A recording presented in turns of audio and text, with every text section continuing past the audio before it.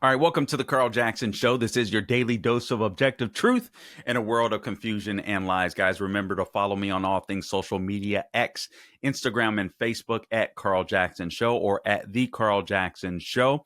Also, please subscribe to our YouTube channel, The Carl Jackson Show, our podcast, The Carl Jackson Show. Rate and review it. We would certainly appreciate that. We're also on Rumble, Salem Podcast Network, or wherever you go to get your podcast. We would certainly appreciate that. Okay, guys, JD Vance gave a great speech at CPAC, and I wanted to talk about this on Dennis Prager's show on Friday, but I decided to do it with you here. And so I'm going to give you a taste of one of the things that he said that I thought was so just necessary in today's culture. And he challenged young men. Gabe, let's go ahead and play this. If you guys will bear with me, this is a couple minutes long. I think it's well worth hearing. I'll break it down afterwards. And then I have a couple more clips that I want to play for you because President Trump stood up for women and Maine's female governor stood against women. I want to show you an exchange that they had at their governor's retreat. Or the governors visited the White House, and she and Trump went at it over boys playing in girls' sports. So I'll show you that. And then I'll just show you a video that kind of sums up who she is and how far left she is and why I think this is going to be detrimental for Maine in the future. But without any further ado, let's play JD Vance's challenge to young men at CPAC. Roll it, Gabe, por favor. A good job. We want you to be able to raise your kids, like I said, according to the values that you believe in. And we want you to be able to build a nice life in this country that all of us love. That is what we're trying to do. And, you know, you guys more than anybody, more than me, I'm talking about people under the age of 30 in particular, you guys are going to have to deal with the consequences of good policy or of bad policy for much longer than the rest of us. And I want you guys to think about the future and ask yourself, do you want safe communities? Do you want a prosperous life? Do you want to be able to work a good job? Or do you want that job shipped off to China or somewhere else? We're fighting for you every single day. We want you to help fight for us because we've got to win. Not just the policy battles of the next couple of months. We've got to win the midterm elections in a couple of years. We need you. We recognize that we need you, and we're fighting for you every single day. And I think, you know, you asked me, you know, my message to young men is I think that our culture sends a message to young men that you should suppress every masculine urge. You should try to cast aside your family. You should try to suppress what makes you a young man in the first place. And I think that my message to young men is don't allow this broken culture to send you a message that you're a bad person because you're a man, because you like to tell a joke, because you like to have a beer with your friends, or because you're competitive. It's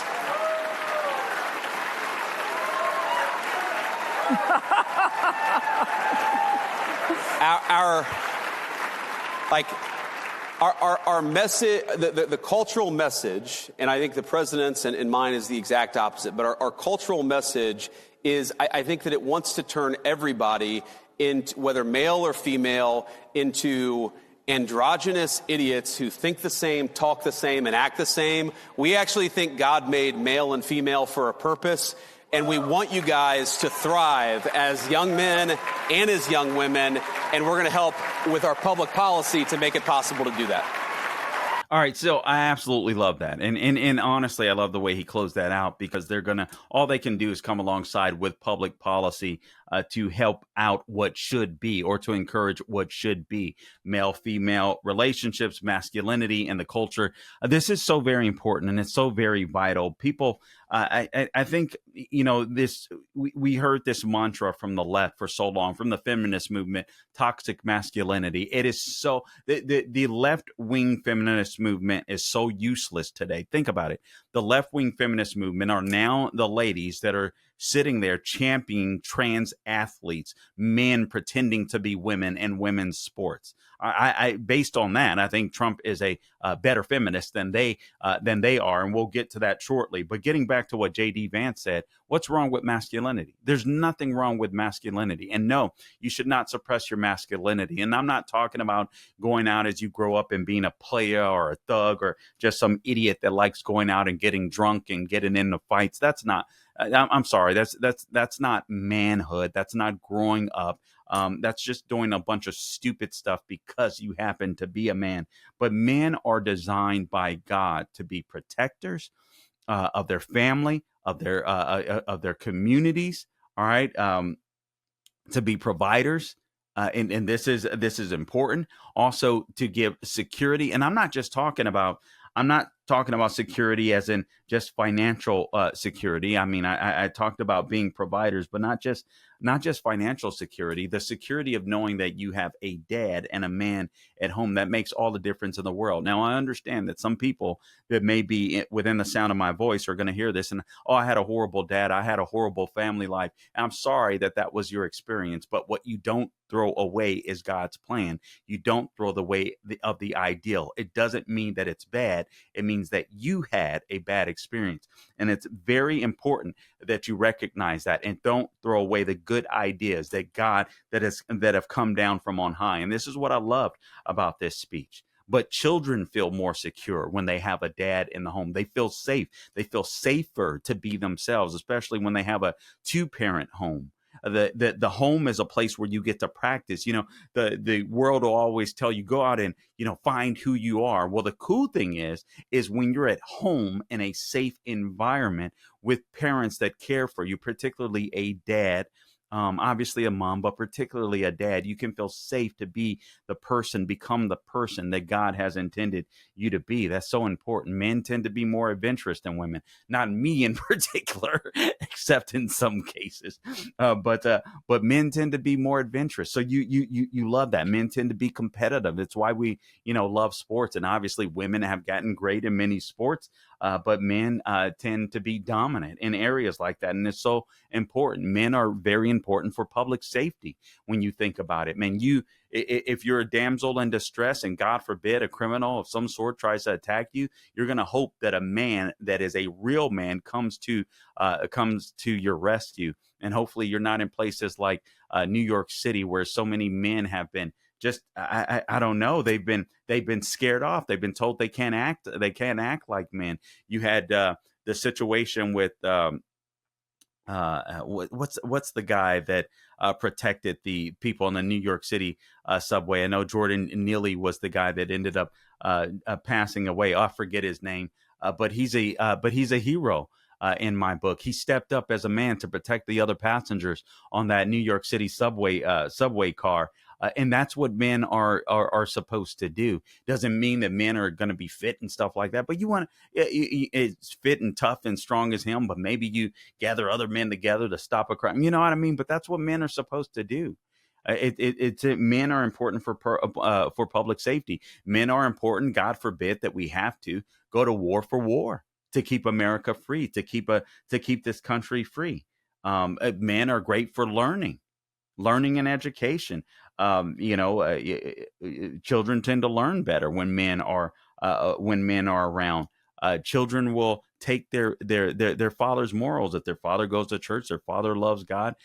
Children will often follow in those footsteps. STEM. Men are big in STEM, science, technology, engineering, math. And I know a lot of women are great at that, but the vast majority of people in those fields are men. I'm going to play a couple video clips for you because Trump had an exchange with the Maine governor. And so let's play this. This is Trump confronting Maine's governor at that conference at the White House amongst governors. Clip number 2, please, Gate. I understand Maine. Is Maine here, the governor of Maine? Well, are you not going to comply with it? I'm complying with state and federal laws. We are the federal law.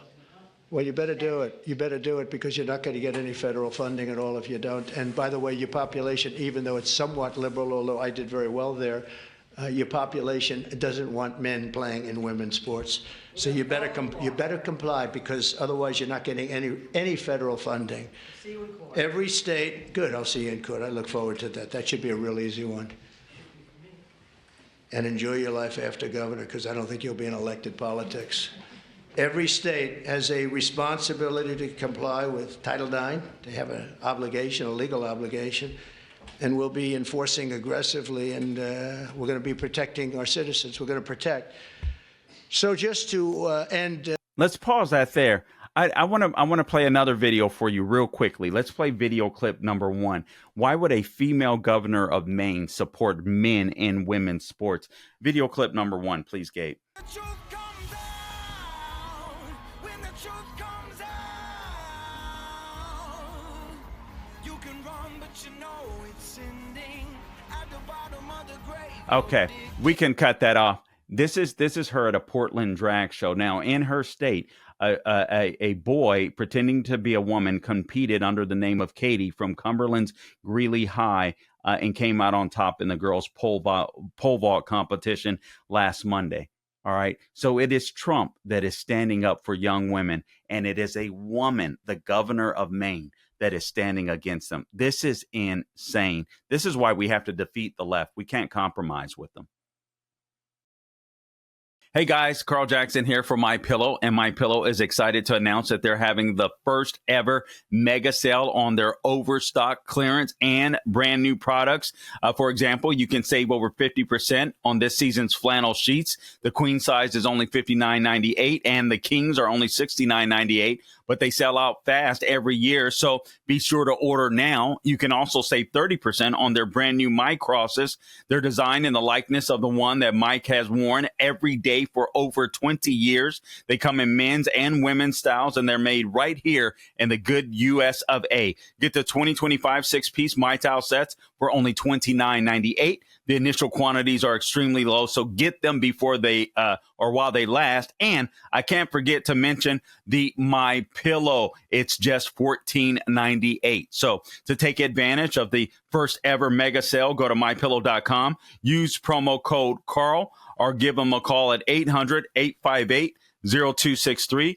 800-858-0263 is the number to call in. But wait, remember that $75, the $75 free shipping rule. So, well, that ship is sailed, because right now for a limited time, every order ships free. That's right. Every order ships free.